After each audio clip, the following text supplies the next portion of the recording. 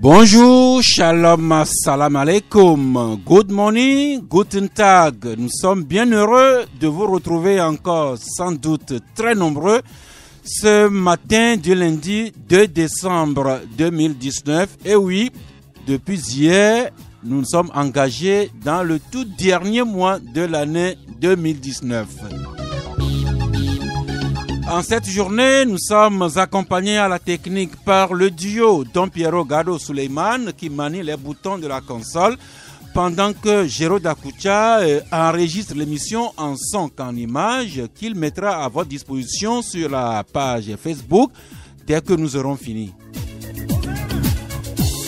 Les confrères et invités qui nous rejoignent déjà dans ce studio, Uriel Enyang de Mega Info, bonjour.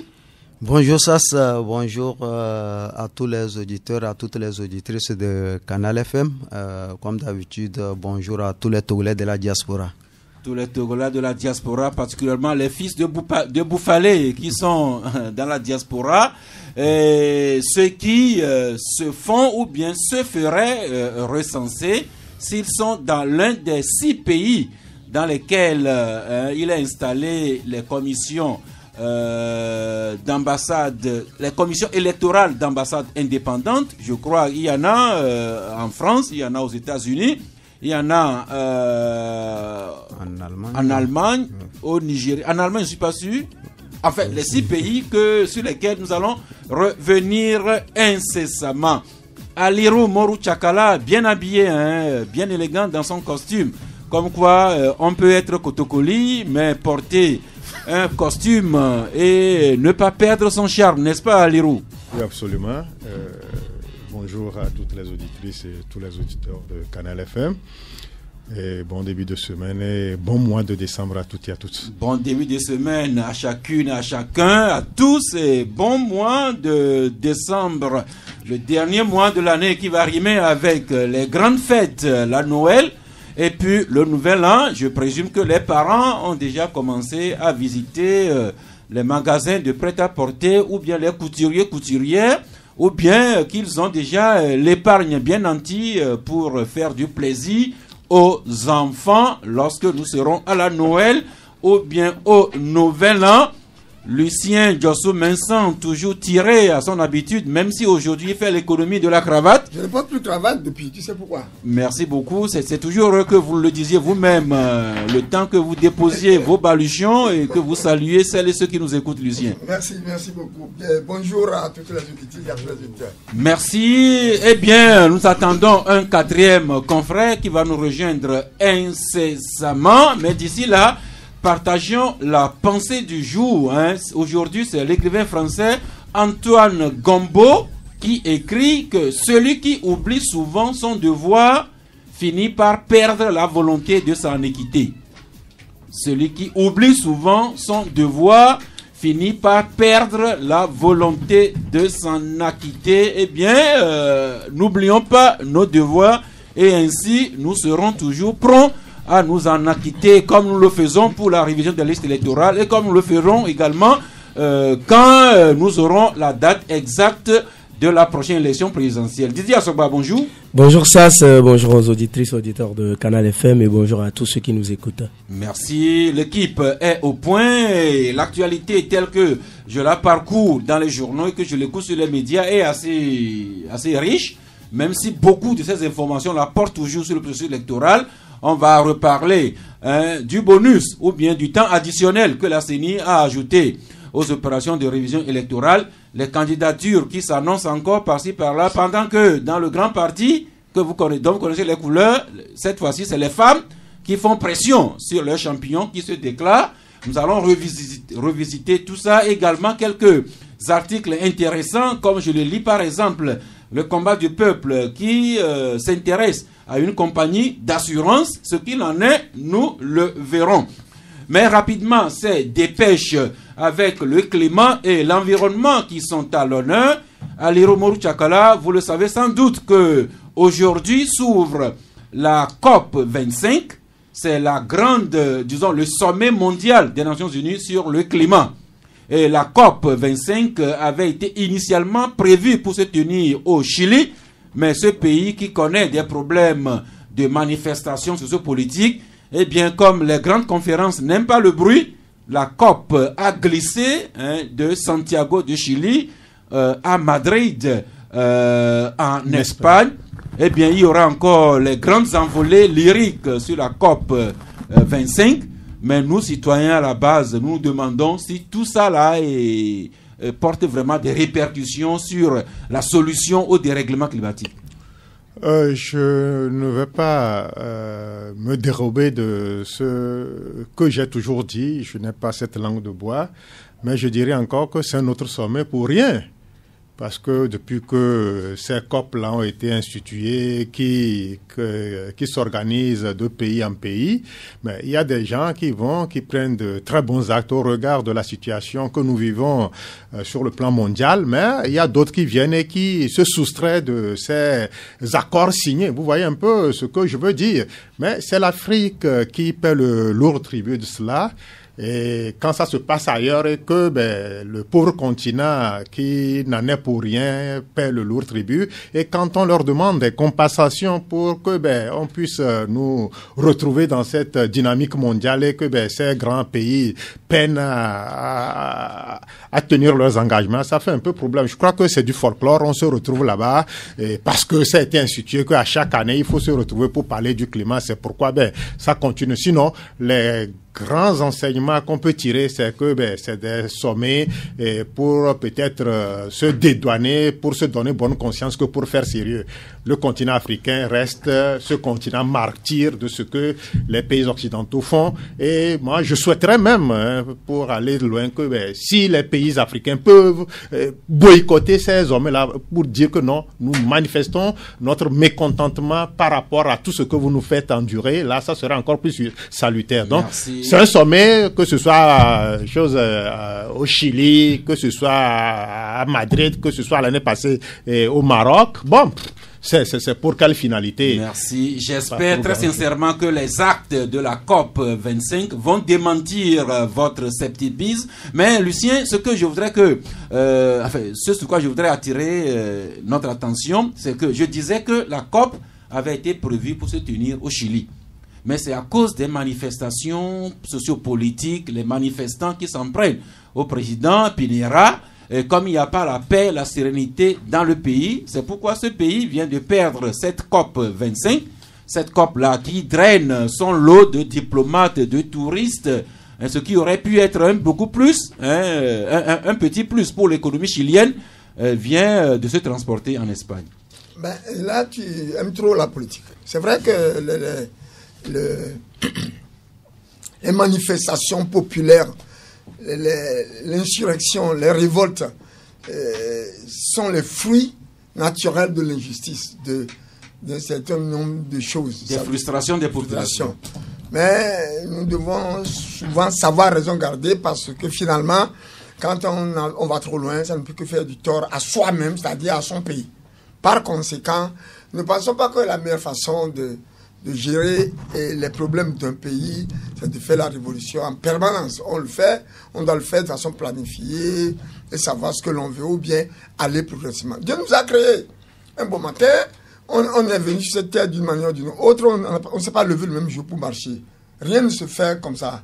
Il faut tenir compte du temps. On dit, l'homme n'a point de port. Le temps n'a point de rive. Il coule et nous passons. Donc, nous, on fait très attention à tout ce que nous faisons. Sinon, c'est nos actes qui vont casser. Mais je vais te répondre au problème de COP25.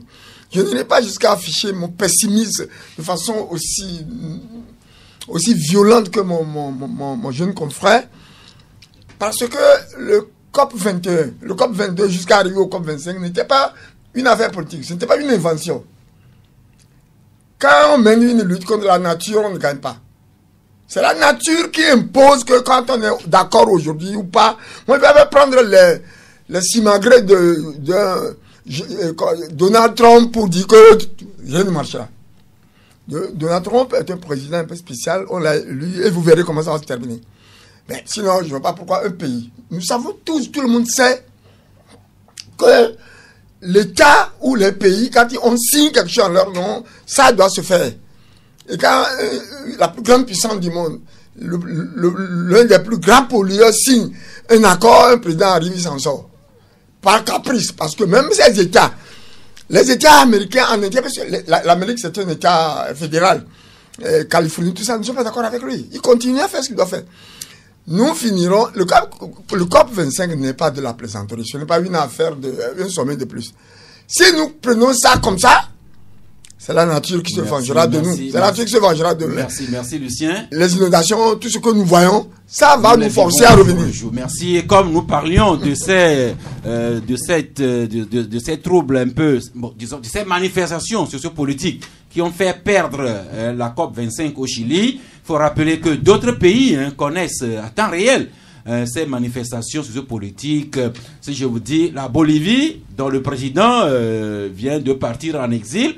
Si je vous dis l'Algérie, où on manifeste chaque vendredi. Si je vous cite le Liban, dont les manifestants ont fait démissionner le Premier ministre, l'Irak et tout ça. Ça veut dire que si les populations ont des raisons de se sentir frustrées et injustes, les dirigeants ont beau disposer de tout le pouvoir, mais ils risquent d'avoir les populations sur les bras dans les rues. Mais revenons chez nous ici avec Didier Assogba, notre pays qui accueille depuis ce 2 jusqu'au 7 décembre prochain une autre rencontre internationale. Il s'agit de la 55e session ordinaire hors pays du Comité international des bois tropicaux qu'organise l'Organisation internationale des bois tropicaux. Cette activité qui nous fera accueillir, d'aucuns disent, entre 200 et 300 personnalités. Et le sujet est tellement d'importance que c'est le Premier ministre, comme Selom Klassou, qui est même en train d'ouvrir la séance, la cérémonie inaugurale actuellement. Oui, je pense que c'est une bonne nouvelle. La conférence ou bien la rencontre sur les bois tropicaux, est-ce que c'est une coïncidence avec la COP 25? Je n'en dirais pas, mais donc on pourrait rapidement établir le lien entre le climat et les forêts, les bois tropicaux. Aujourd'hui, quand on parle des bois tropicaux, c'est un problème réel. C'est un problème réel parce que et l'Afrique et les autres continents sont des consommateurs de bois, et en même temps qu'on coupe les bois, il faut en replanter. Il faut quand même essayer d'avoir une pensée à l'environnement, et il faut véritablement une politique, une coordination entre les différents États, que ce soit de l'Afrique et d'ailleurs, pour la gestion véritable de ces bois tropicaux-là et de tout ce qui entre dans le cadre de l'environnement. Si on veut mener une politique de protection de l'environnement et surtout des forêts avec des programmes financés par la Banque mondiale et la Banque africaine de développement et autres, notamment le projet RED+, qui parle de rétablissement ou on va dire de reconstitution des forêts et tout ça. Mais si en même temps on doit continuer pas à couper les bois alors que les partenaires nous donnent de l'argent pour reconstituer les forêts, et des gens se donnent dans le commerce et quelquefois dans les trafics de bois, on en a parlé il y a quelques semaines dans ce studio, d'un trafic de bois dans certains pays, et que d'autres pays donnent la liberté aux autres de commercer facilement les bois, là, je pense qu'on n'y arriverait pas. Et donc, il va falloir que, comme cette initiative, cette rencontre qui se déroule au Togo, des rencontres de ce type se multiplient pour que les pays africains adoptent une véritable politique de protection de ces bois tropicaux-là et surtout des forêts, pour que nos politiques ne soient pas certaines fois en dichotomie entre ce qu'on dit et ce qu'on fait. Merci. Nous apprenons que au niveau de ce sommet, de ce comité, le Togo a 2 projets qu'il va défendre. Le premier va consister à la restauration de l'air pour la protection de la fosse aux lions, et également le second projet, c'est le clonage des faux techs que le Togo, pour lesquels le Togo recherche des financements, avec l'espoir que ces projets seront approuvés et que seront bien gérés, et ainsi, Uriel Enyang, on continuera plutôt à corriger le dérèglement climatique, un peu la perte en vitesse de nos espaces fauniques et floraux. Et comme ça, les montagnes de Boufalé, de la Bina vont retrouver de la verdure. Oui, peut-être les montagnes de tout le Togo en général vont retrouver leur couvert végétal. Moi, je m'intéresse plus. Le Togo, en lui seul, ne peut pas régler le problème du climat.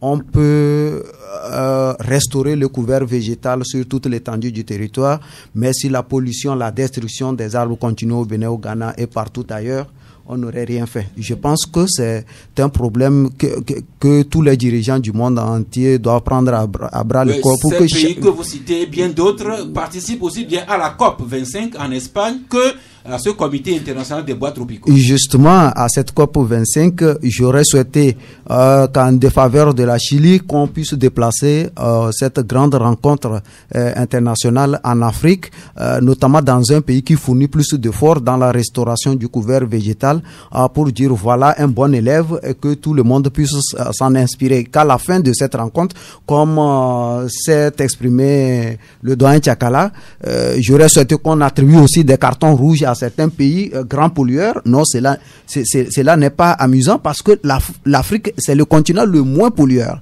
C'est le continent le moins pollueur. Il fallait organiser cette grande rencontre en Afrique pour que les pays qui fournissent tant d'efforts servent d'exemple, que de continuer à organiser ça dans les grandes puissances qui refusent jusqu'à aujourd'hui de mettre fin aux effets, à leur pollution. Or, c'est en polluant qu'on contamine l'Afrique et nous continuons ainsi. L'Afrique, c'est 54 ou 55 pays. L'Afrique qui a déjà accueilli il y a quelques années la COP, c'était le Maroc. Mais pourquoi le Togo n'accueillerait-il pas la COP d'ici quelques années?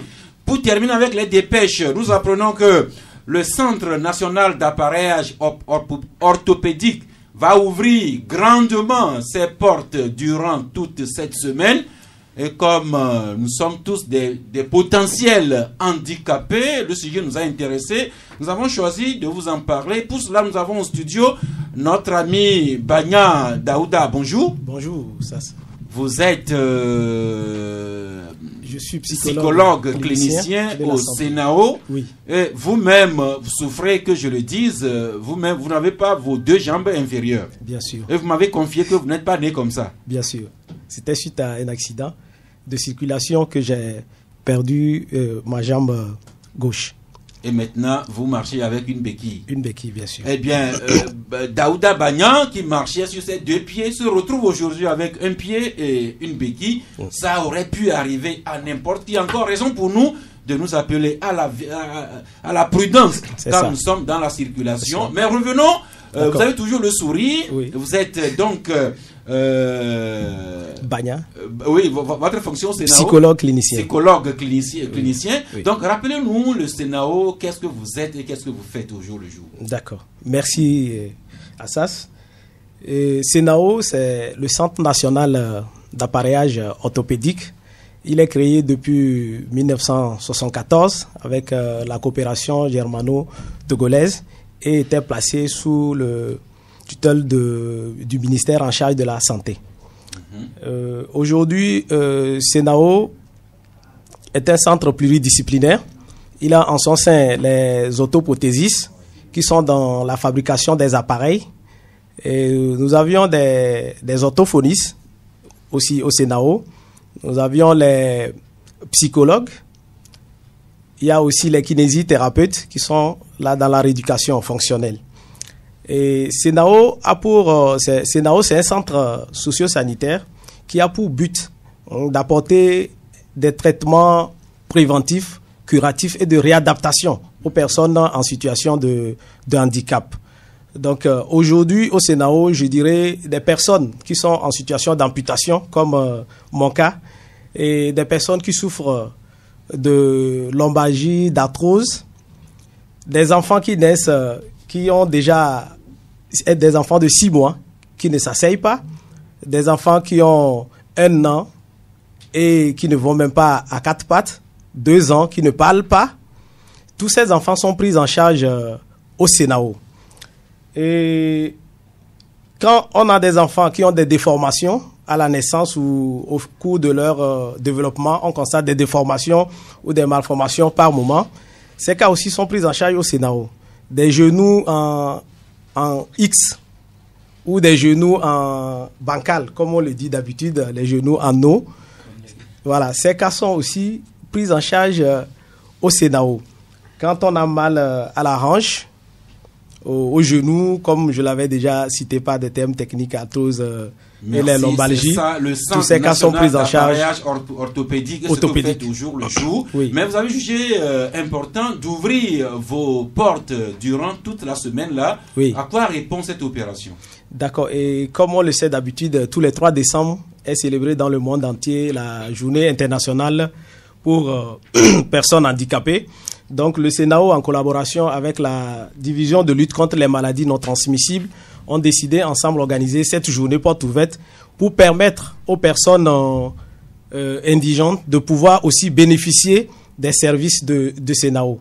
Parce qu'il y a vraiment des gens au sein de la population qui souffrent des maux dont prend en charge le Centre national d'appareillage orthopédique, mais qui n'osent même pas s'approcher parce qu'ils se disent déjà qu'ils n'ont pas des moyens et ils ont des difficultés vraiment à passer au centre. On s'est dit que ces journées portes ouvertes seront une opportunité pour ces personnes de savoir au moins de quoi ils souffrent et aussi pouvoir se prendre en charge. Et quelles sont les activités que vous inscrivez au programme de cette semaine porte ouverte? D'accord. Au programme, il y a la consultation qui sera gratuite par le CENAO toujours. Il y aura le dépistage.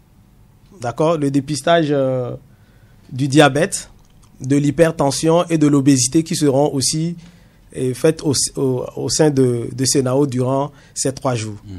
Il y aura aussi la prise en charge des pathologies qu'on aura à déceler auprès de ces patients-là qui passeront au niveau de CENAO. Donc, consultation, dépistage, prise en charge de quelques pathologies qui seront dépistées. Et je rappelle que et après les consultations, les prises en charge les frais de prise en charge seront assumés à 50% par le Centre national d'appareillage orthopédique. Merci. Donc l'opération commence, je crois, demain. Demain, oui, c'est demain mardi le 3 jusqu'à vendredi le 6 décembre 2019. Et toute personne souffrant de l'une de ces malformations, ou bien parents, ou bien frères, ou bien voisins ou collègues de quelqu'un dans cette situation peut aller s'informer ou encore y amener son parent, son voisin, son collègue. C'est ça. Merci donc pour ces journées portes ouvertes au Centre national d'appareillage orthopédique. Mais M. Bagnan, Daouda, vous restez à nos côtés. Pas de souci. Vous savez que nous ouvrons l'antenne à partir de 12h. Peut-être qu'un auditeur voudrait en savoir davantage sur cette opération porte ouverte. À moins que quelqu'un ait ici déjà une première question à lui poser. Les questions viendront après. D'accord. Eh bien, allons maintenant sur le processus électoral de la présidentielle 2020. Et comme nous le faisons, nous procédons épisode par épisode, les nouvelles informations arrivées. Et la première information sur le processus électoral, c'est le temps additionnel que la CENI a accordé, nous a accordé pour l'opération de recensement électoral dans les ambassades et de révision électorale chez nous ici au pays. Uriel Enyang, votre journal Méga Info, vous passez intégralement le communiqué de presse par lequel la CENI nous accorde ce jour supplémentaire. Oui, tout à fait. C'est notre rôle d'informer.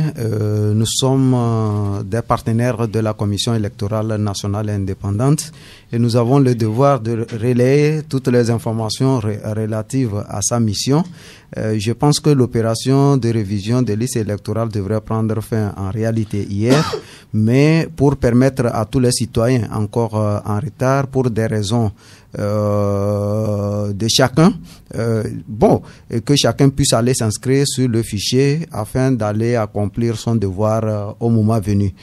Donc c'est pour ça que nous trouvons intéressant de relayer cette information. Si quelqu'un est encore en retard, 24 heures c'est suffisant pour aller se faire enrôler et aller voter, choisir la personne qu'il désire. Merci. Et aussi bien dans ce communiqué d'hier que dans son adresse à la population dans la nuit du jeudi, Tchambakou Ayassor, le président de la CENI, lançait un appel pour la mobilisation de tous pour qu'on aille s'inscrire aujourd'hui jusqu'à 16h.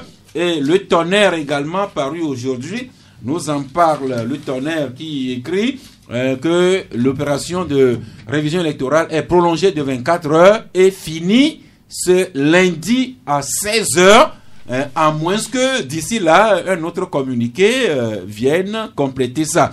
Eh bien, Lucien, votre journal, Le Combat du Peuple, vous prenez acte de cette prolongation, mais vous donnez, en fait, votre journal donne un coup de poing à la CENI, puisque vous écrivez, vous appelez la CENI à mettre fin à ce que vous appelez à l'improvisation et à l'amateurisme, parce que voilà, l'article dit relever plusieurs manquements qui ont encore émaillé le processus de révision des listes électorales.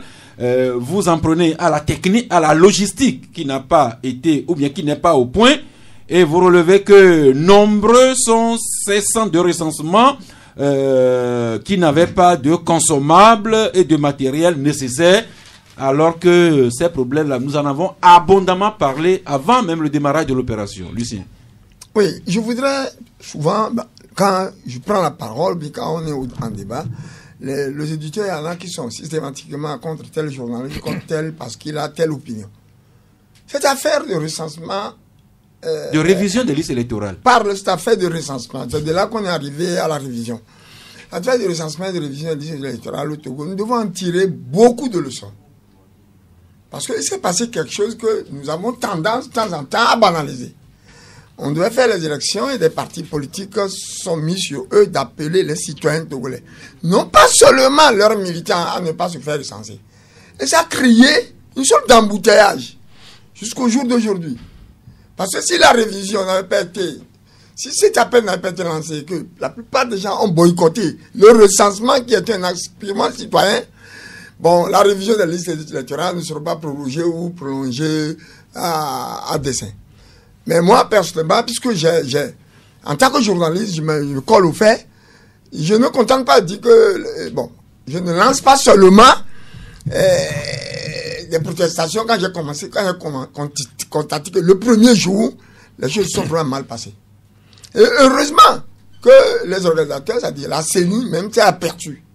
Ils ont compris qu'il y a presque une journée qui a été perdue. Et je crois que c'est compensatoire ce qu'ils viennent de faire, cette prolongation. Dieu merci, parce que il ne faut pas que chaque fois qu'on organise des recensements, quelque chose, il y a des Togolais qui soient mécontents ou ne soient pas satisfaits parce que l'institution ou la structure chargée de le fait mal. Donc, nous remercions les responsables de la CENI d'avoir pris conscience de leur propre insuffisance et d'avoir permis à ceux qui ne l'ont pas fait de le faire. Mais là, il appartient à ceux-là aussi de faire diligence pour que cette affaire-là, on s'en sorte. Merci. Je rappelle qu'il y avait des partis, associations qui avaient déjà trouvé que il ne fallait pas faire une révision des listes électorales, mais un recensement pur et simple, et que les 3 jours-là seraient insuffisants.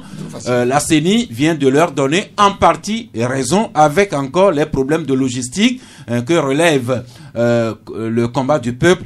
Alors, quelle est l'ambiance dans laquelle cette opération se déroule?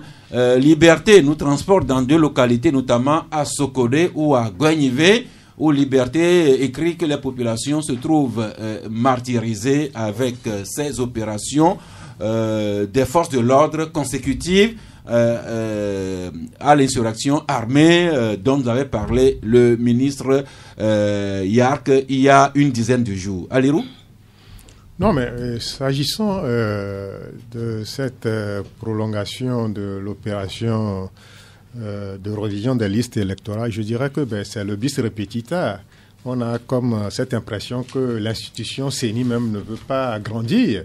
Tous les ans, toutes les fois que cette opération s'invite dans le débat, c'est les mêmes manquements que nous constatons. Nous les relevons, mais apparemment, ça ne rentre pas, nos observations ne rentrent pas dans de bonnes oreilles. Et vous conviendrez avec moi que, avant même le début de cette opération, la CENI avait fait un essai, un texte sur le matériel.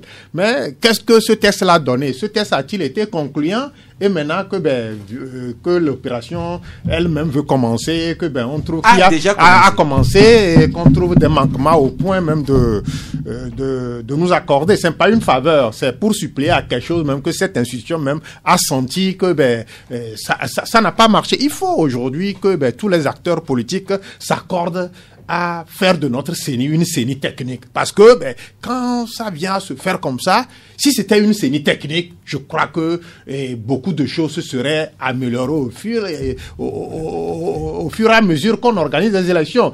De 2018 à 2019, il y a eu au moins 3 opérations dans ce sens. Mais si on vient constater que cette opération aussi n'a pas marché, mais ça veut dire que c'est fait à dessein, ou soit on ne maîtrise pas ce pourquoi on est là. Donc, vivement que les gens prennent cette hauteur requise pour dire qu'ils ne sont pas en mesure d'assumer les rôles, les charges qui leur sont confiées, ou bien on s'accorde à trouver une CENI technique avec des techniciens rompus qui peuvent aujourd'hui combler toutes les insuffisances que nous venons à constater. Mais c'est que cette opération s'est mal déroulée. C'est vrai, le confrère Liberté a cité certaines localités qui ont été entre griffes militarisées. Les gens ont cette peur de sortir, de se faire enrôler. C'est tout à fait normal. Est-ce que les choses se passeraient bien là-bas? Bon, il appartient à la CENI. Lucien a tout dit. Tout porte à croire que nous ne tirons pas des enseignements de notre parcours, aussi bien les acteurs politiques que même la CENI. C'est les mêmes dégâts qui reviennent à chaque fois. Nous sommes des fois fatigués d'en parler. Mais Uriel Aignan, est-ce que vous attendiez à qu'on relève encore des problèmes de logistique de la part de la CENI pour cette opération de 3 jours de révision? Oui, je m'attendais parce que c'est les mêmes appareils, c'est le même matériel qui est toujours utilisé. Pourquoi je ne m'attendais pas? Je m'y attendais fortement. Et puis, si c'est un jour de dysfonctionnement, un seul jour de dysfonctionnement, bon, je ne vais pas m'alarmer quand même. C'est un seul jour de dysfonctionnement. Il faut déplacer le matériel qui est toujours coincé à Lomé jusqu'à Saint-Cassé. Je ne suis pas en train de faire l'avocat de la CENI parce que même il me connaît très bien. Toujours partenaire? Non, pas toujours, mon frère.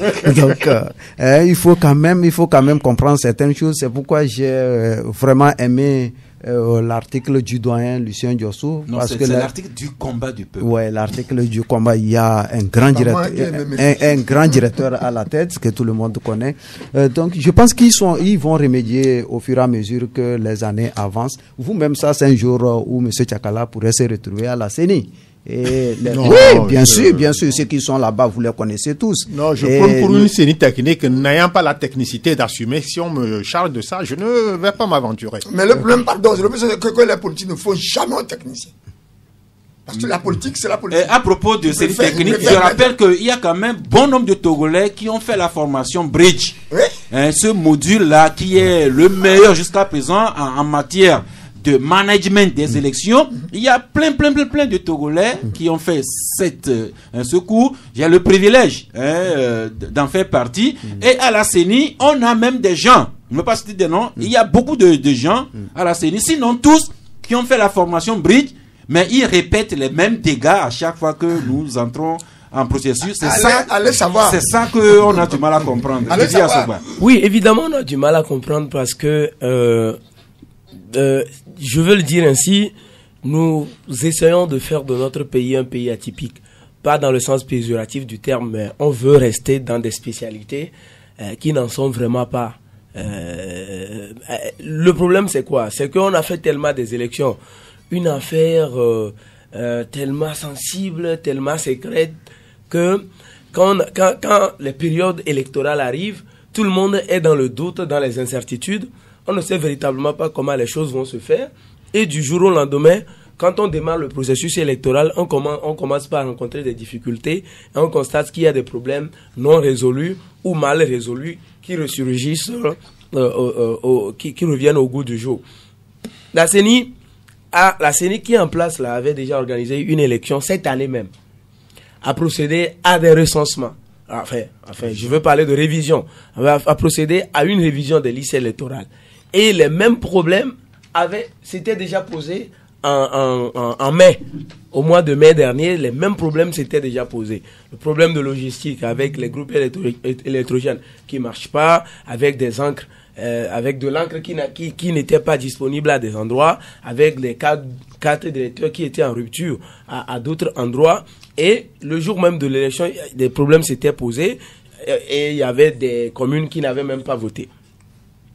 La CENI, peut-être pour moi, ayant tiré le son de tout ça, a essayé de faire une opération de simulation pour voir si le matériel va répondre. Cette opération de simulation a eu lieu, mais au lieu de déployer le matériel à temps pour que à la date fixée, la révision, les opérations de révision démarrent effectivement, le déploiement n'a pas été fait à temps et on attend le jour du démarrage pour déployer le matériel. Et donc cette journée-là est de perdu. Le temps de remettre les machines en marche, la deuxième journée a également été égratignée et on se rend compte que véritablement le temps, les 3 jours, en réalité, ne sont pas 3 jours pour la révision. Et aujourd'hui, même après la journée d'ajouter d'aujourd'hui, ça ne fait pas véritablement les 72 heures de révision électorale.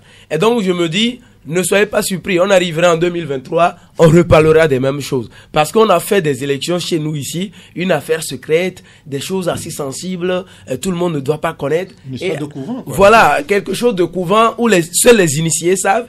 Et quand on arrive en plein processus, on constate que les difficultés ressurgissent, alors que le jour de l'élection, ce sont des citoyens de rien du tout, de nulle part, qui vont quand même s'exprimer dans les urnes. Et pour moi, il faut quand même démystifier les élections au Togo pour que ça se passe de façon normale, et même si les acteurs politiques se tiraillent ailleurs, qu'au moins le processus se déroule de façon assez acceptable pour tous les citoyens, pour que les difficultés ou les contestations qui surgissent à la suite de ces élections-là ne soient pas des réalités dans notre pays. Merci. 24 heures supplémentaires pour les opérations de révision des listes électorales. Mais Gilbert Bawara, qui n'est plus à présenter, voit déjà que rien ne pourrait empêcher l'élection présidentielle de 2020. Revue de presse avec Forum de la semaine qui exploite une longue interview du ministre Bawara à Savoir News. Et Forum fait ce titre: Bawara siffle la fin de tout débat et fixe le cap de la présidentielle 2020. Nouvelle Opinion lui aussi écrit: Gilbert Bawara fait le point et rassure que plus rien ne peut arrêter le processus. Togo Matin lui aussi écrit: Gilbert Bawara ne voit pas ce qui pourrait freiner le processus. Eh bien, nous ne demandons pas que le processus soit freiné, mais que tout se fasse bien en son temps pour que la transparence y soit. Et justement, sur cette sortie de Gilbert Bawara, Liberté écrit: sans détour, Bawara sonne le glas d'une élection transparente. Oui, Lucien? Vous savez, je n'ai rien contre le ministre Bawara, mais il est connu, une notoire, que l'excès de tout nuit. C'est connu que l'excès de tout nuit. C'est-à-dire l'excès de zèle aussi peut nuire. C'est vrai, c'est la Cour constitutionnelle qui fixe le calendrier électoral. Et la Cour constitutionnelle, ces décisions sont sans recours. C'est déjà annoncé. Il n'a pas besoin encore de commentaires du ministre Bawara. Oui, à ce niveau-là, si vous permettez, la Cour constitutionnelle donne des indications, mais c'est le gouvernement qui prend la dette sur le décret. D'accord, la Cour constitutionnelle donne l'indication, nous connaissons tous le canevas. Il y a du 19 au 5. Il y a un canevas, c'est clair, on n'a pas besoin. Nous ne sommes pas des ignorants. Le canevas, on sait que ça se fera entre 2 semaines. Bon, maintenant, on n'a pas besoin de professeur Bawara pour comprendre. Vous savez, cette façon, parfois, j'aime bien Bawara, mais je n'aime pas ce qu'il fait systématiquement dans la provocation politique. Parce que quand vous commencez la provocation politique, vous verrez le retour. Les effets boomerang sont toujours au rendez-vous. Moi, j'ai publié dans mon édition d'aujourd'hui une tribune du chef de l'État que j'ai tirée de Jeune Afrique. J'ai consacré une page à ce chef de l'État qui parle. Lisez très bien cette tribune. Vous verrez s'il a haussé une fois le ton ou baissé le ton. C'est très clair. Bawara il s'illustre dans la provocation, il s'illustre dans le zèle. Ben, écoutez, je le dis, je le répète en tant que journaliste, c'est son affaire. Oui, bah, vous parlez de zèle alors que le ministre n'a voulu que clarifier la situation et nous indiquer le ministre de la fonction de travail, c'est son rôle. Il y a d'autres qui peuvent le faire, sont mieux placés pour le faire. Lucien, vous savez que Gilbert Bahorah est déjà intervenu sur plein de questions. C'est ce que je lui reproche. Au point que les gens disent que c'est de facto le porte-parole du gouvernement. C'est justement ça qu'il faut dire. Oui, mais la question est si c'est Gilbert Bahorah qui s'invite lui-même ou bien si c'est quelqu'un qui lui demande de préciser ses pensées. Je ne veux pas qu'on parle là de façon aussi en semant ta danseuse. Tu connais mieux Bahorah que toi. Merci beaucoup. Moi, j'en parle dans les termes que je le connais. Uriel Lenyan. Oui, moi j'apprécie toujours le ministre Bahorah. Quand je dis apprécier, c'est dire que je dis c'est bon ou c'est mauvais de ce qu'il pose comme acte. Mais à certains moments, le ministre Bahorah quand même doit savoir raison garder parce que certains de ses propos le plus souvent agressent entre griffes. Quand il dit rien ne peut arrêter le processus électoral, je me demande si ou tout est déjà prêt pour la présidentielle. C'est-à-dire la localité d'origine de Bahorah. Son village. Si vous voulez, je me demande si tout est prêt pour aller à la présidentielle de 2020. Donc, il faut quand même qu'il évite de créer certains soucis là-haut. Il ne faut pas, parce que son langage agresse le plus souvent. Il faut qu'il aille. Merci. Le ministre Bahorah doit écouter ou de toute façon, ses collaborateurs lui rendront compte. Alirou? Non, mais être ministre, cela suppose prendre une certaine hauteur par rapport à certaines situations qui prévalent dans le pays. Mais un ministre, c'est différent d'un activiste. Mais quand un ministre verse dans de l'activisme, c'est ça qui déplaît. Parce que on sait que le processus, quoi qu'on advienne, on ira à la présidentielle dans le premier trimestre de l'année prochaine. On n'a pas besoin de nous le rappeler. Il a appris que qui va arrêter le processus? Mais que le processus suive son cours. Il y a des institutions qui ont donné. Si c'était le ministre de l'administration territoriale, au moins, qui sortait pour dire que le processus, parce que lui, il a au moins un droit de regard par rapport à l'organisation. Là, on comprendrait. Ouais. Il s'est autoproclamé porte-parole du gouvernement, mais qu'il non, c'est pas lui-même. Bon. C'est la presse qui lui dessert. Bon. Et puis là, tu l'as jamais dit. Quelle presse? Bon, moi, je l'ai jamais dit. Je porte-parole du gouvernement. Les gens, la situation est quand même tendue et il ne faut pas chercher à verser de l'huile sur le feu. Donc, que le ministre Bahorah joue son rôle. Il a des dossiers sensibles à jouer par rapport aux charges qui lui sont confiées. C'est au ministère et tout ça, à l'administration. Et tout ça, là, on veut qu'il s'en tienne à ça. Mais un ministre, c'est loin d'un activiste. Merci. Autre élément sur le processus, Didier Assogba, c'est ce week-end que la CENI a lancé l'appel à candidature pour les ONG, les bonnes volontés qui voudraient observer l'élection présidentielle. Eh bien, toutes les conditions sont précisées par la CENI cette fois-ci. Si vous voulez, si quelqu'un veut observer une ou toutes les étapes de l'élection présidentielle, ces personnes-là savent à quoi s'en tenir. Oui, avant d'y arriver, j'aimerais quand même prononcer sur l'entretien. C'est pas un ami. C'est notre ami à nous tous. C'est notre ami à nous tous.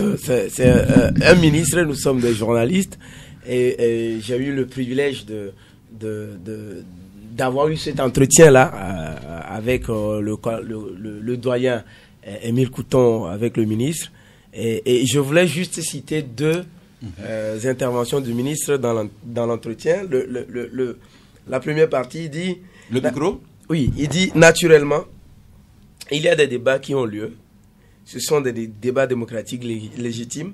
Mais de là à imaginer que le Togo est dans une situation de crise, accréditer le sentiment que le Togo est en permanence en crise politique, il n'y a rien de plus faux. Cela ne sert à rien et on ne trompera personne. Pour l'un plus loin, le ministre dit, je cite, si nous voulons bâtir une démocratie, un état de droit solide, il faut apprendre à respecter les lois et les règlements. Il faut apprendre à éprouver les institutions que nous mettons en place. Bien sûr, rien n'est figé par rapport à l'élection, au processus électoral, rien n'est figé. Si demain il y a une situation qui justifie qu'il faille réfléchir à la question des réformes du code électoral et tout ça, on le ferait. Mais cette fois, nous n'allons pas le faire juste parce que certains avaient pris une décision hasardeuse de boycotter les élections législatives. chacun pourra. On se rappelle de l'histoire du train qu'ils ont refusé de prendre alors qu'ils savaient que ce train arriverait à destination.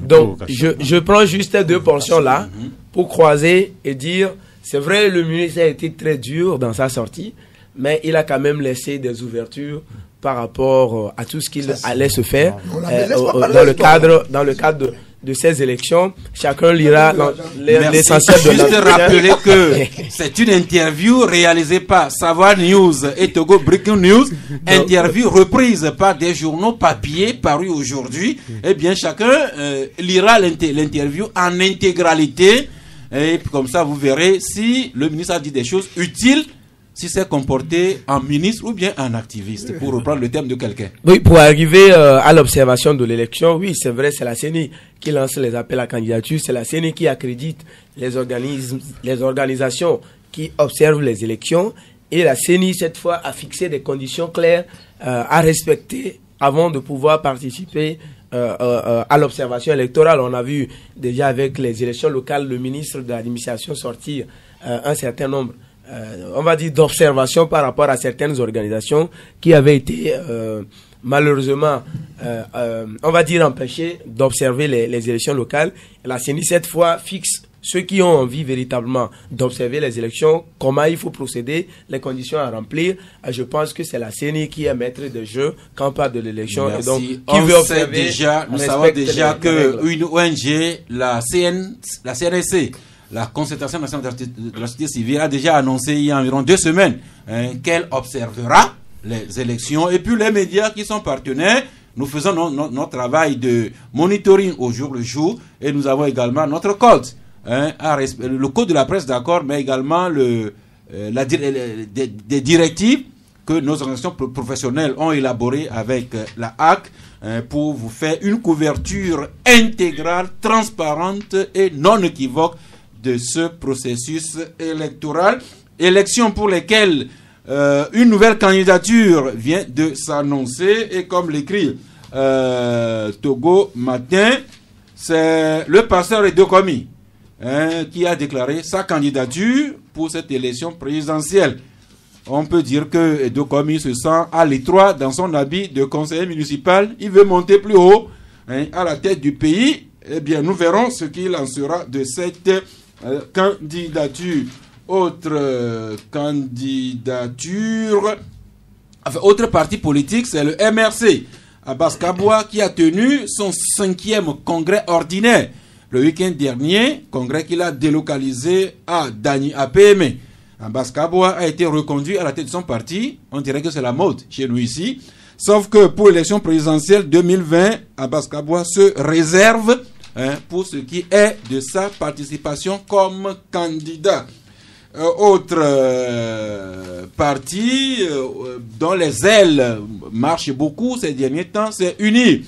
Et le week-end dernier, c'est les femmes unies qui renforcent la pression sur Faure Gnassingbé. Les femmes qui lui demandent, on pourrait même dire les femmes qui lui intiment l'ordre de se porter candidat. Au point que, il y a quelques semaines, Togo Matin écrivait, si Faure Gnassingbé a le choix de ne pas se présenter à cette prochaine élection présidentielle. Oui, Lucien?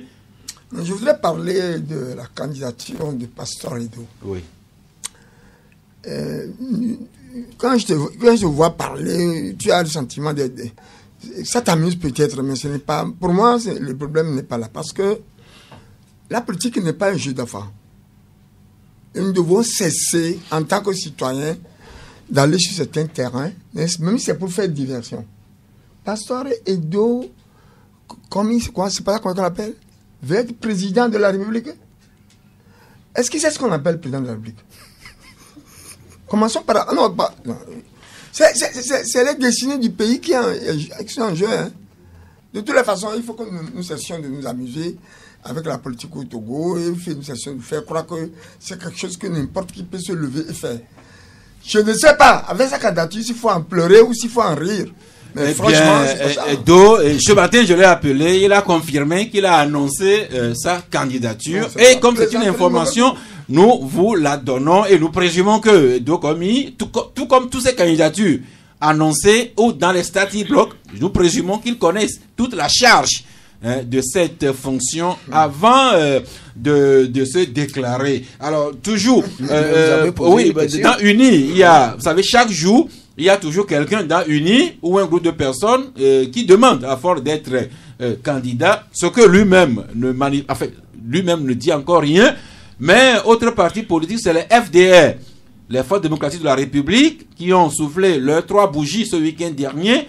Et à l'occasion, le président de ce parti, Maître Kokou Dodji Paul Apevon, qui prévient des dangers d'un éventuel 4e mandat de Faure Gnassingbé.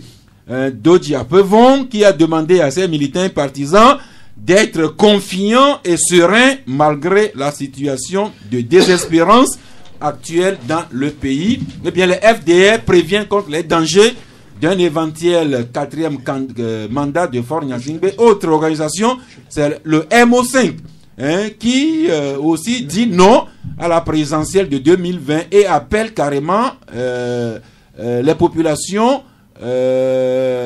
à des manifestations.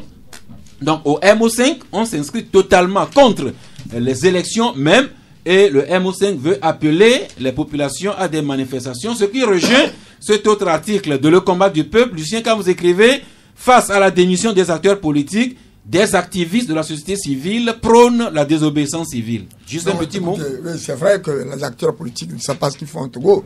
On voit tout le monde créer des associations, Togo Citoyen Debout, et tout le monde oublie qu'une association de la société civile est gérée par des lois spéciales. Et qu'un parti politique est aussi géré par des lois spéciales. Mais on baigne dans l'amalgame et la confusion totale. Au Togo, on ne sait pas qui fait quoi. Et j'ai même écrit notre article sur lequel je voudrais le dire tout de suite, c'est que nous avons une sorte... Non, franchement, il faut changer de paradigme au Togo, politiquement. Parce que nous avons cette tendance à cultiver la culture de la menace pour faire de la politique.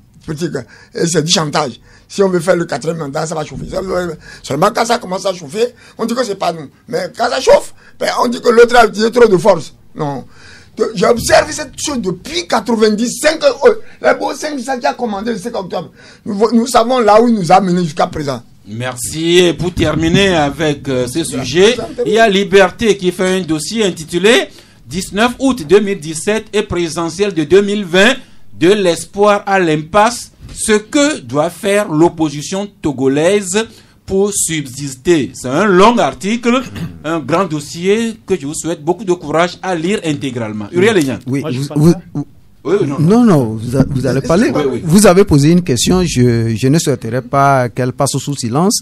En parlant des femmes UNIR, je voulais préciser que c'est les femmes UNIR du Grand Lomé qui mettent davantage la pression sur le président Faure Gnassingbé à se présenter. Non, moi, je pense que Faure Gnassingbé est libre de se prononcer quand il veut, mais concernant spécialement les femmes UNIR du Grand Lomé, je ne vais pas les cacher, je préfère qu'elles aillent travailler sur le terrain, parce que l'important ici n'est pas de mettre la pression sur le président Faure Gnassingbé.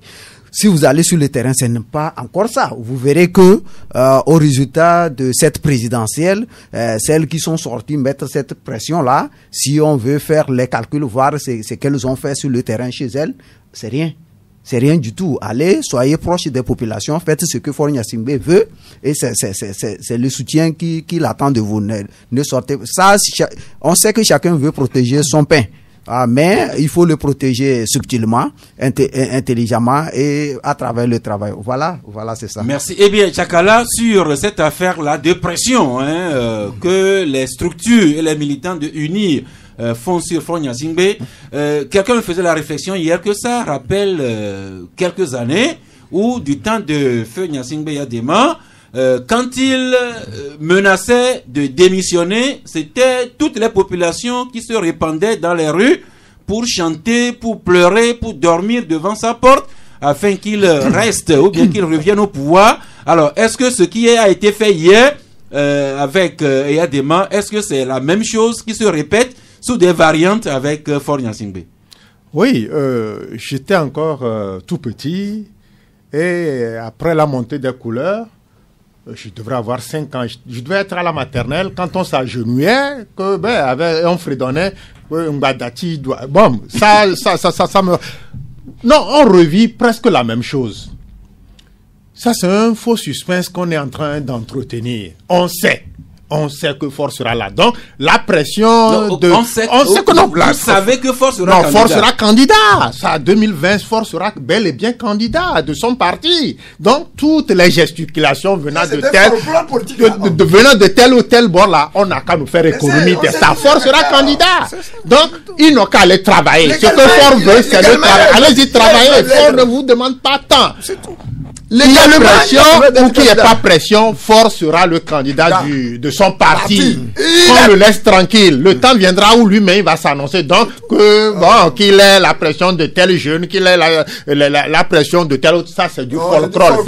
C'est de la diversion. Ce que Faure veut d'être Togolais actuellement, c'est de travailler. Il y a le PND et chacun doit travailler pour que le PND puisse soit une réussite. Mais quand on sort parce que on veut se donner certains airs que on doit faire ici et ça, moi je ne trouve pas ça sérieux. Allez-y travailler, laissez Faure tranquille. Le jour viendra où il a son timing. Il va se déclarer candidat. Merci. Donc, cette pression-là, je la trouve malsaine. Ce n'est pas une pression, c'est du folklore. Oui, enfin, c'est le mot qu'il convient d'utiliser, c'est du folklore. Moi aussi, je trouve que c'est du folklore véritablement, parce que je ne sais plus ce que les gens veulent.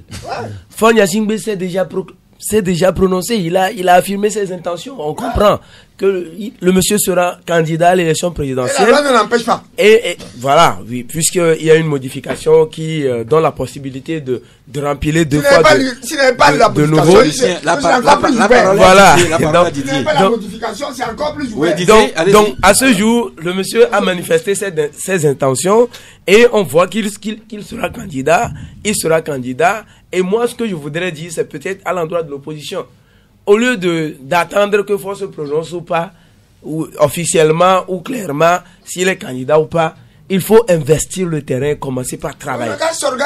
S'organiser, travailler sur le terrain, que de dire s'il faut faire un quatrième mandat, ça va être un problème, ou s'il est candidat, ça va poser un problème. S'il est candidat, si on militarise le pays, vous allez faire quoi? Rien.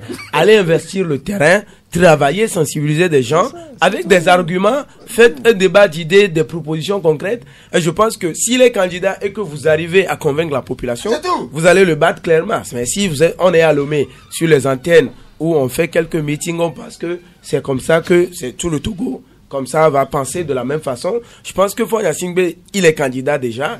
La plupart des personnes le savent. La plupart des personnes le savent. Et puis, il sera candidat. Si l'opposition ne sait pas faire, il va les battre à plate couture et on en sera là pour dire encore les mêmes choses. Merci. Nous allons nous ouvrir sur vous. Le temps quand même que, en dehors de la politique, Lucien, cet article que vous publiez dans le combat du peuple intitulé « Cri d'alarme », carrément, vous lancez un cri d'alarme SOS quand le laisser-aller est érigé en règle dans notre pays. Hogar Assurance, une compagnie d'assurance qui devient un dangereux bateau ivre. C'est ce que vous écrivez, Lucien. Vous savez, les assurances, c'est pour sauver les citoyens en cas de détresse ou en cas de quelque chose. Quand l'assurance même est devenue un bateau ivre, mais Michel, le ministre de l'économie et des finances, qui est le ministre de tutelle, le voit. Il y a plusieurs assurances qui ont coulé, ils étaient en cessation de paiement et déjà traînent ça comme un boulet toute leur vie parce qu'ils ont perdu les jambes, ils ne peuvent pas se faire soigner.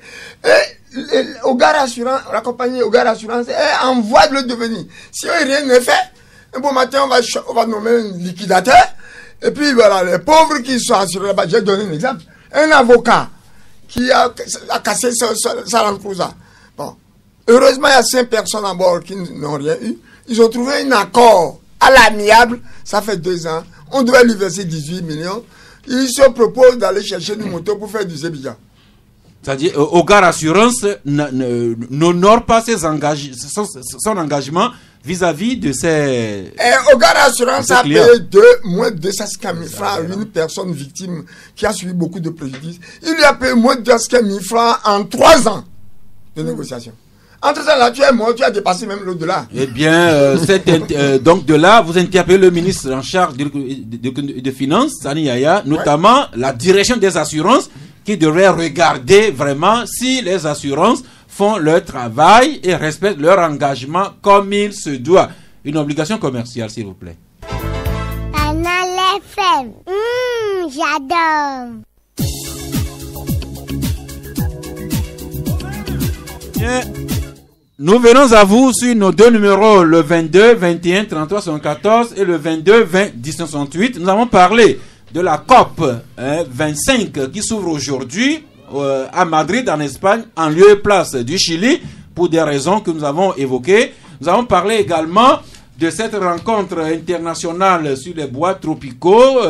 Il s'agit donc de la 55e session ordinaire hors pays du Comité international des bois tropicaux, dont les travaux ont été ouverts ce matin même. Nous avons abondamment parlé du CENAO qui ouvre largement et grandement ses portes sur les pathologies dont notre ami Banya Daouda nous a parlé. Et puis nous avons fini avec le tour des derniers épisodes du processus électoral. On a fini avec l'interpellation adressée à Sani Yaya, ministre des Finances, sur l'état des compagnies d'assurance, notamment Oga Assurance, à lire dans le combat du peuple aujourd'hui. Eh bien, la parole est à vous. Allô, bonjour l'ami. Bonjour monsieur Sass, c'est monsieur Kolani depuis Agoué. Notre ami Kolani. Oui, je salue le plateau. Nous vous écoutons. Moi, je voulais parler du recensement. Quelqu'un dit sur le plateau. Révision des listes électorales. Oui, révision. Il y a révision et puis il y a recensement. Il y a les jeunes qui ont 18 ans qu'on recense. Ou bien la diaspora, on recense. Donc, c'est le recensement. Et puis, révision. On pouvait dire les deux. Mais ça, vous savez, il est temps quand même qu'on démystifie ça. On a vu des CENI qui étaient...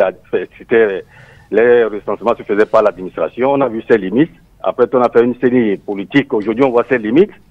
On a fait les élections locales. Il suffit maintenant au niveau des maires qui s'en chargent maintenant pour faire ces recensements. Et puis, le TANACA comprend que c'est son devoir. Ce n'est pas affaire de politique. C'est affaire de citoyenneté. Tout citoyen qui a 18 ans au-delà doit être recensé. Ils n'ont qu'à prendre des dispositions prochainement pour qu'on n'a plus ces gaspillage des milliards. Et puis pour finir, Jossou me semble dire quelque chose qui est très important. Cette fonction de présidence, ce n'est pas une question de blague. Mais je veux dire ceci, c'est parce que le chef de l'État actuel est en train de blaguer avec le pouvoir, il joue du pouvoir mais il ne l'exerce pas. Le mot pouvoir ici connaît cette valeur. C'est pourquoi tout le monde se prétend qu'il peut être président. Mais on ne peut pas comprendre ces multitudes de candidatures, cette carrière de présidence. Il ne faut pas qu'on blague avec ça. Et puis, même au niveau des élections législatives et puis locales, là, on a aussi blagué. N'importe qui est. Merci. Donc, pour vous, la fonction est tellement importante qu'on doit réfléchir par deux fois avant de se porter candidat. Oui, finissez. Oui. Et les femmes d'Uni qui sont sorties sur le plateau, nous sommes en train de voir que les journalistes sont en train de donner conseil aux partis unis qu'elles n'ont qu'à aller travailler. Ce n'est pas ça votre rôle. Elles sont en train de sortir, c'est leur rôle, c'est leur job. C'est ce que je dis, que vous êtes des journalistes, il faut nous aider à mieux nous prendre en charge. Merci. Je vous en prie, juste pour rappeler, comme un auditeur le souhaite, la révision des listes électorales, c'est les jeunes qui viennent d'avoir 18 ans, ceux qui ont déménagé, qui ont changé de quartier ou bien de ville, ou bien ceux qui ont perdu leur carte d'électeur. C'est entre autres ceux-là qui sont concernés par la révision des listes électorales. L'ami Kodjo, bonjour. Oui, allô, bonjour. Oui. Et je salue les invités. Nous vous saluons aussi. C'est sur la multiplication des candidatures qui s'annoncent. Aujourd'hui, on a monsieur Pasteur Edo aussi a annoncé sa candidature. Et si on voit les déclarations que monsieur Pasteur Edo a fait jusqu'à maintenant, il me semble qu'il est proche de l'opposition et lui aussi, il veut l'alternance. Maintenant, je me demande, qu'est-ce qu'il peut aller faire au nord? Est-ce qu'il peut aller émietter les voix du Parti Unir au nord? À ce stade, si vous voyez les multitudes de candidatures indépendantes qui s'est annoncées, la plupart sont du sud. Maintenant, ceux et les opposants ou bien les indépendants qui sont au nord, ils ne donnent pas leur candidature et nous qui sommes au sud, nous donnons notre candidature. Est-ce que... S'il vous plaît, l'ami Kodjo, la lutte que prend votre raisonnement, ça peut être problématique parce que la candidature n'a rien à voir avec la région, l'ethnie ou la religion. C'est le constat qui se fait. Oui. Regardez parmi les candidatures. Eux tous, les candidatures indépendantes, eux tous viennent du sud. Oui, mais l'ami Kodjo, je n'ai pas vu un candidat, je n'ai pas vu quelqu'un se déclarer comme candidat du sud. C'est pourquoi je demande, est-ce que M. Pasteur Edo peut aller émietter les voix du parti Unir au Nord? Merci. L'ami Kodjo, vous savez où voir le pasteur Edo pour lui poser cette question. Uriel? Vous lui avez déjà fait la remarque, mais moi je voudrais dire que plus les candidatures se multiplient, plus le candidat potentiel a la chance de remporter. Parce que quand il y a beaucoup de candidatures, ils vont se partager la voix et le candidat potentiel s'en sort facilement avec ce. Merci. L'ami Essor en ligne. Bonjour. L'ami Essor. Et ça, peut-être un peu fatigué d'attendre en ligne, mais il va revenir.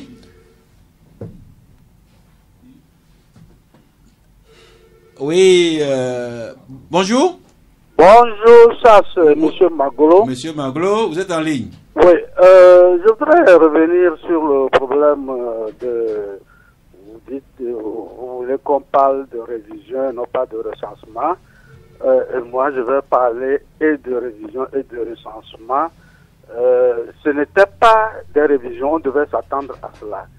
Tout bon Togolais, observateur, doit savoir ce qui est arrivé là. Ça devait arriver. Et tout à l'heure, M. Chakala disait que la CENI ne grandit pas. Non, c'est le contraire chez moi. Allô? Allez-y, monsieur. C'est le contraire. La CENI a beaucoup d'expérience. Elle possède la psychologie de la population togolaise. Voyez-vous, les acteurs politiques se font ridiculiser. Hier, j'ai écouté Jacques ici sur une chaîne et il disait qu'il s'est aligné, il a fait plus de 20 minutes, le rang ne bouge pas. Mais sa présence devait faire sourire même les agents recenseurs. C'est pour les ridiculiser. C'était ça. Parce que la population togolaise a été fomentée.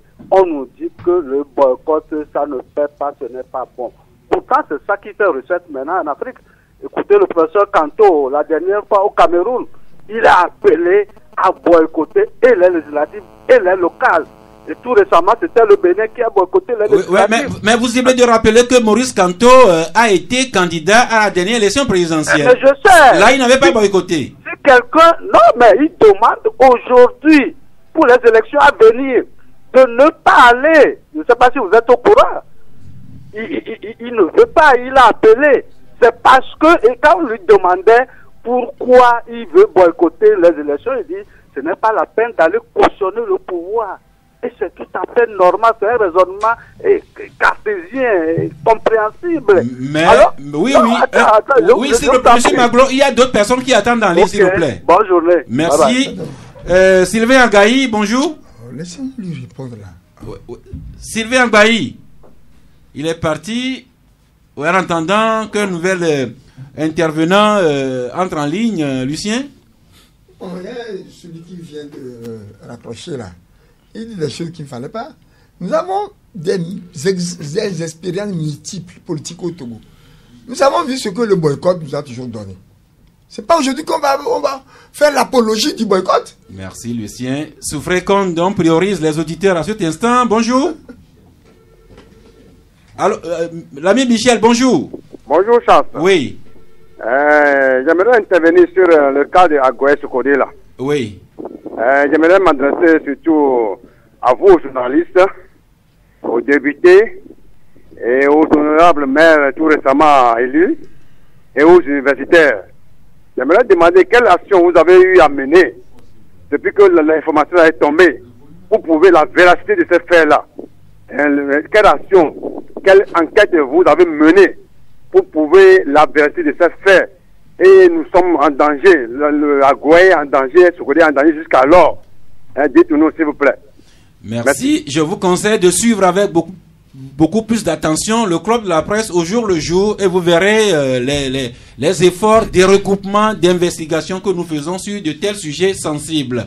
Je vous rappelle que nous avons parlé beaucoup de choses aujourd'hui. L'environnement, la COP 25, les bois tropicaux et puis la semaine ouverte au CNAO. L'ami John en ligne, bonjour.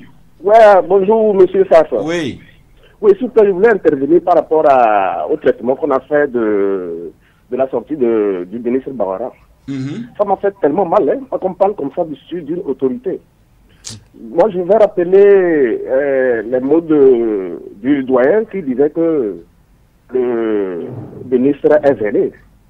Je ne suis pas d'accord qu'on parle comme ça. Moi, j'ai aimé votre façon de réagir. Vous avez fait preuve de tact pour la gérer. On ne peut pas traiter le ministre Bawara. Il est là, sa façon de parler, moi, m'a rassuré. Ça veut dire que nous allons vers des élections tranquilles. Mais on ne peut pas le traiter de zélé. Merci. Autant la sortie du ministre vous a rassuré, autant il faut comprendre que la même sortie dérange les autres sur la forme et sur les fonds. C'est ça le propre même de... Je comprends, hein, oui. Je comprends. Mais M. Lucien, il ne peut pas traiter ce monsieur de zélé. M.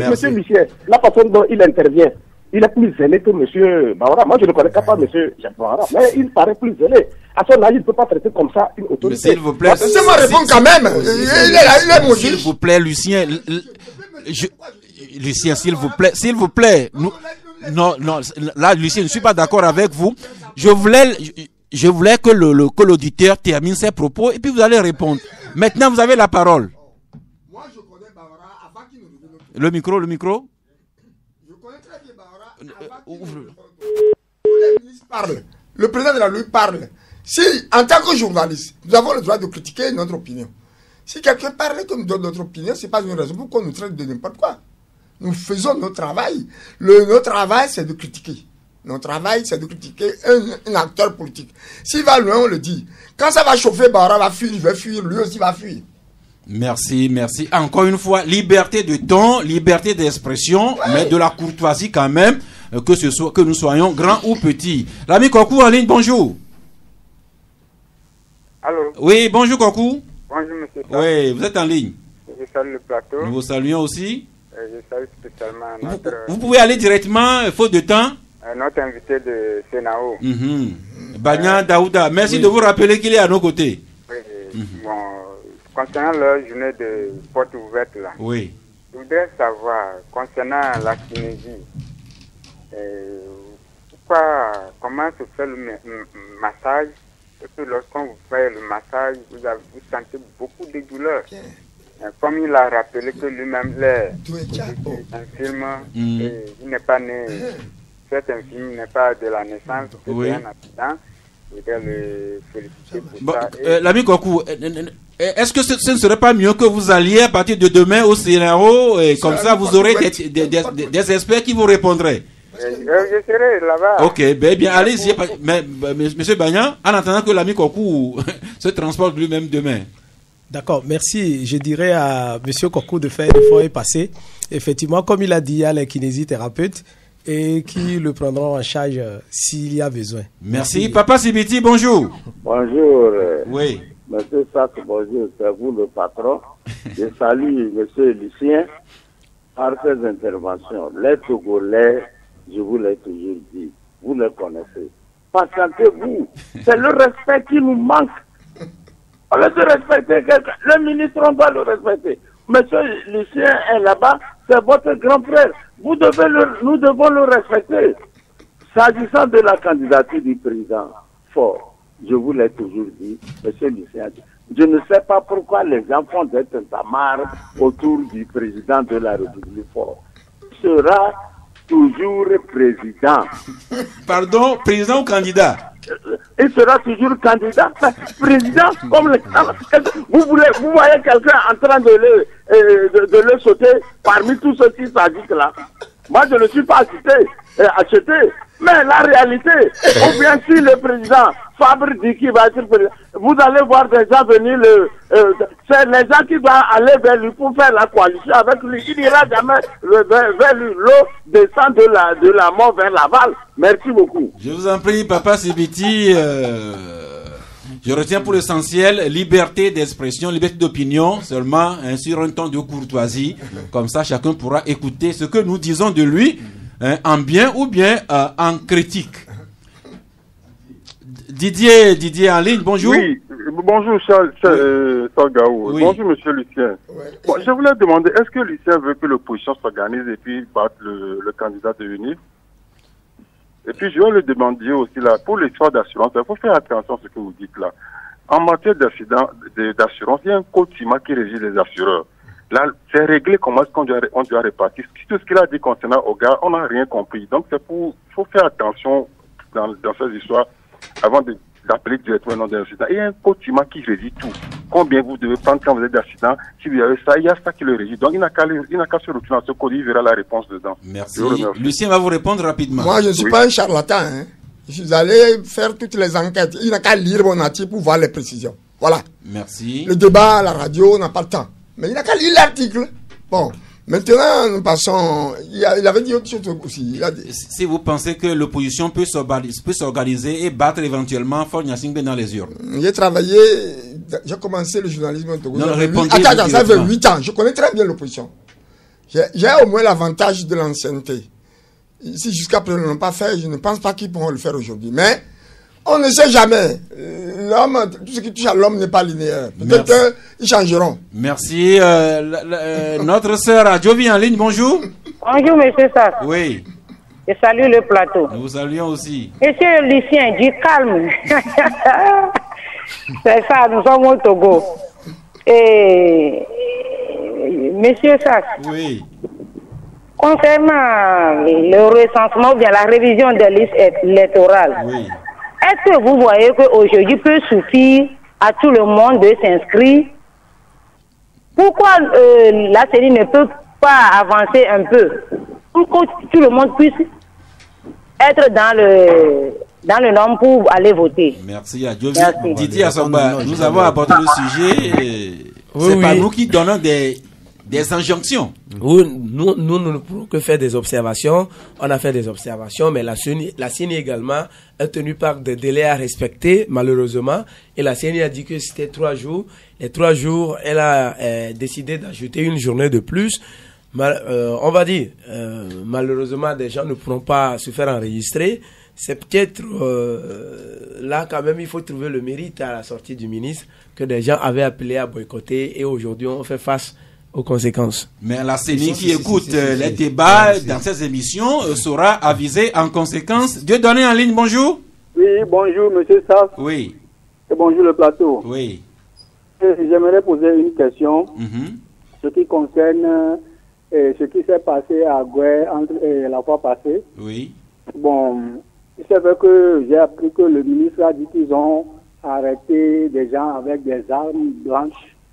Bon, ce qui veut dire que si quelqu'un a un coupe à la maison ou bien quelque chose tranchant à la maison, on peut venir l'arrêter n'importe quel moment ou bien je ne comprends rien.